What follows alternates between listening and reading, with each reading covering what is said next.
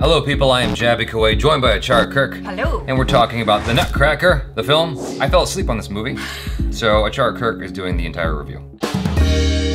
No, I fell asleep on about 25% of the film, I think. Yeah, you had a nice little nap. I didn't want to wake you because you looked nice and peaceful there, and I was like, it's all right. You're not missing too much. What I said in my Stardust review that I will echo here that I was awake for is I liked Keira Knightley's performance. Yes. I liked Mackenzie Foy's performance, and I liked the visual effects. I also liked the set design. I thought the set design was really nice. Outside of that, I'm like, it's whatever. It's got a 5.4 out of 10 on IMDb, so I guess I'm not alone in my, whatever feelings about this. I mean, I feel like this one is a good one if you've got some young children, you want to take them to watch something that is suitable for them to watch. I'm talking like below the age of 12. When we left the film, it seemed like there was a lot of people who were happy with it, especially the kids. The kids were very, very happy with it. And so I would say that if you've got kids or, cousins or whatever, then I would say go watch it with them. Yeah,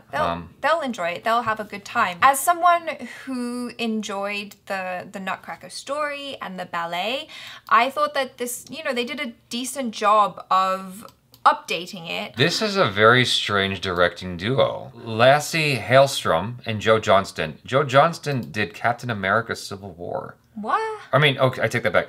He did Captain America the First Winter Soldier. I mean, the First Winter Soldier.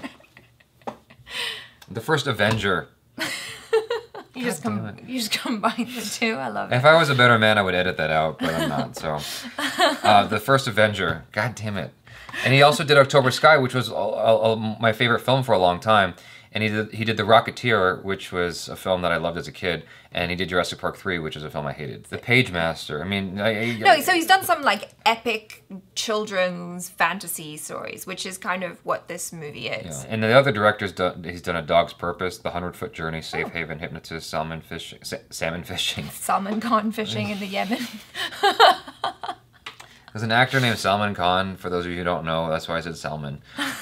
Dear John Hachi, A Dog's Tale, that was delightful. And he did Chocolate and Cider House Rules. He's done a lot of stuff. Yeah, so it's just, it's like, you wouldn't think that the guy who did 100-Foot Journey and A Dog's Tale would pair up with the guy who directed Captain America, Winter Soldier. Well, there you go. The First Avenger. I like that there was no love story in this as well. It was kind of like Frozen in that, I could have done with a love story. I could have used something to like make it a little bit more exciting. I was so bored. Like from the first shot, I'm like, when is the explosions gonna start? Like I needed more stuff to happen. Like, it's a sweet little story about a girl who's lost her mother, and then she has to save this kingdom, and she thinks she can't do it, and then she's like, oh no, I am smart, I am capable, I can do all of these things, which I think is a very positive message to give to young children, especially girls. I think I was just not in the mood for it. The shots are so like, just stagnant, like they're not moving very much. The acting is so slow and just like, yes, no.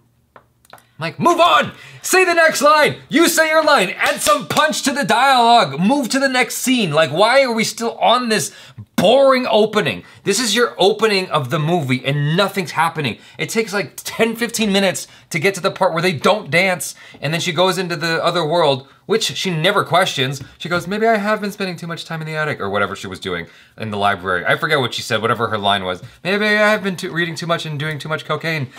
Whatever she said in the movie, it's like that was her one calling out to the fact that this is different, it's weird, and then she never questions it ever again. Hey look, you're a kid. She's not that young. If you were 13 years old wandering through, how old is she in the movie? I don't know. She's 17 in real life. If you were a young adult, or even an older kid, same thing, going into this other realm, you'd be like, what is this? What is that giant doll lady over there in the trees? Like, what is that?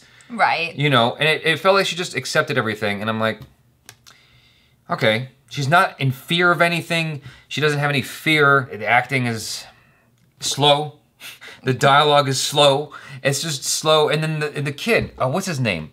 Terrible. This guy, Jaden for Knight. Good look. Got a great look. Terrible actor. He was about as wooden as the Nutcracker. if you pointed a camera at a wall, it would have had more emotions. He just had nothing going on emotionally. Like, just nothing was happening. Okay?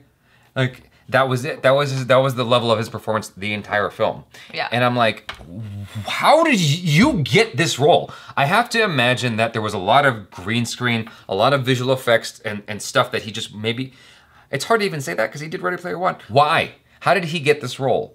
Is my question. He must have had a really good audition. So what did not translate effectively in the movie? Like where did it go missing? Yeah. Because you know that these people get hired because they did something good at some point. Yeah. At somewhere. It's not just a favor. This is a major role. He is the major Nutcracker of the movie. Yeah. So what the freak?